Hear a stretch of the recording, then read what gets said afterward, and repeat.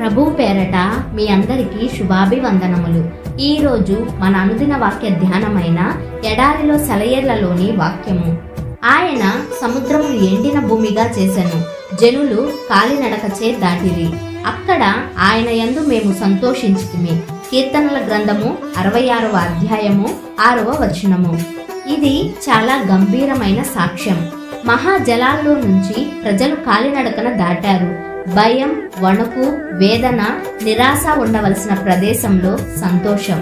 అక్కడ ఆయన యందు మేము సంతోషించితిమి అంటున్నాడు కీర్తనాకారుడు.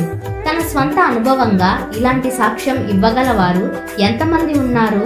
అక్కడ బాధ, గుబులు గూడు కట్టుకొని ఉన్న సమయాల్లో అంతకు ముందెన్నడూ లేని రీతిని వారు విజయాన్ని, ఉత్సాహాన్ని చవిచూశారు. నిబంధన మూలంగా వారి దేవుడు వారికెంత చేరువగా వచ్చాడు. ఆయన వాగ్దానాలు ఎంత దగదగా మెరిశాయి. మనం సుఖ సంపదలతో తులతూగుతున్నప్పుడు ఈ దగదగలు మనకి కనిపించవు. మధ్యాహ్నం సూర్యబింబం యొక్క ప్రకాశం నక్షత్రాలను కనిపించకుండా చేస్తుంది. కానీ మన జీవితాల్లో చీకటి మూగినప్పుడు, దుఃఖాంధకారం మూసినప్పుడు తారలు గుంపులు గుంపులుగా బయటికి వస్తాయి. ఆశాభావం, ఓదార్పులనే బైబిల్ నక్షత్ర సమూహాలు తళతళలాడతాయి. యబ్బోకు రేవు దగ్గర యాకోబులాగా మన ఇహలోక సూర్యబింబం అస్తమించాకే దివ్యదూత బయలుదేరతాడు. ఆయనతో మనం పోరాడి గెలవాలి. రాత్రివేళ సాయంకాలం అయినప్పుడు అహరోను సన్నిధి గుడారంలో దీపాలు వెలిగిస్తాడు. బాధల నడిరాత్రిలోనే విశ్వాసి మదిలో దేదీప్యమానమైన దివ్వెలు వెలుగుతాయి. యోహాను ప్రవాసంలోనే, తన ఒంటరితనంలోనే తన విమోచకుని దర్శనం పొందాడు.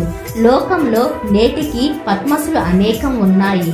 ఏకాకిగా శోకంలో ఉన్న రోజుల్లో దేవుని సన్నిధి, కృప, ప్రేమల జ్ఞాపకాలు ప్రకాశమానంగా వెలుగుతాయి. ఈ లోక బాధలనే యోర్దానులు, ఎర్ర సముద్రాలు దాటుతున్న ఎందరో యాత్రికులు నిత్యత్వంలోకి ప్రవేశించాక గుర్తు చేసుకుంటారు. దేవుని ఎనలేని అనుగ్రహాన్ని తలంచుకొని అక్కడ గొప్ప జలాల్లో మేము కాలినడకన వెళ్ళాం అంటారు.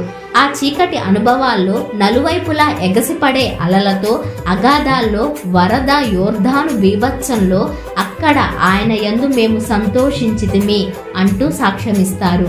అక్కడ నుండి దానిని తోడుకొని వచ్చి దానికి ద్రాక్ష చెట్లనిత్తును. ఆకోరు శ్రమగల లోయను నిరీక్షణ ద్వారముగా చేసెదను. హోషేయ గ్రంథము 2వ అధ్యాయము 15వ వచనము.